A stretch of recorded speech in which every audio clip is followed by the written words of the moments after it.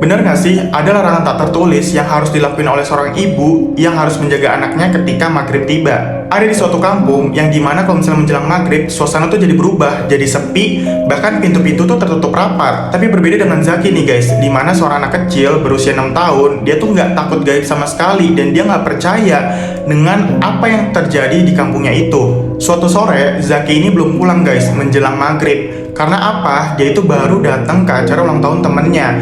Tapi ya balik lagi, udah menjelang maghrib, dia tuh beraniin diri pulang gitu guys. Harus lewatin perkebunan aren, yang pastinya tuh udah gelap, udah sepi. Ya seperti yang dia tahu, kalau misalnya warga pun pasti bakal masuk ke rumah dan menutup rapat-rapat pintunya.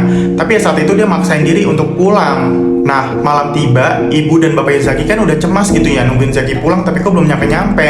Sampai akhirnya nih guys, orang tuanya tuh nyari-nyariin si Zaki ini nih ke area perkampungan. Sampai akhirnya nih jam 10 malam tiba, dia tuh minta tolong ke semua warga untuk berkumpul dan bantu mereka mencari si Zaki ini. Nah, singkat cerita mereka nyarilah nih guys ke perkebunan aren, dimana saat itu tuh udah tengah malam, kayak ibaratnya udah gelap juga, dan juga udah kayak bingung gitu mereka tuh pada mau nyari kemana.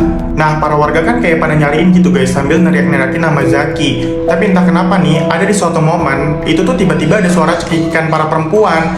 Nah, pas dicek, ternyata tuh ada sosok perempuan berambut panjang, itu tuh terbang dari pohon satu ke pohon yang lain. Dan saat itu, perempuan itu tuh terlihat membawa sesuatu guys, sampai akhirnya tuh ketahuan kalau misalnya perempuan itu tuh membawa Zaki. Dan dikasih tahu kalau misalnya sosok itu adalah sosok Wewe Gombel. Nah, saat itu tuh ada Pak Ijal guys, sosok ustadz yang ngebantu para warga mencari Zaki ini. Nah, pas saat itu tuh kayak Pak Ijal kayak bernegosiasi gitu sama si sosok perempuan ini, sampai akhirnya tuh si Zaki itu tuh bisa balik ke rumah.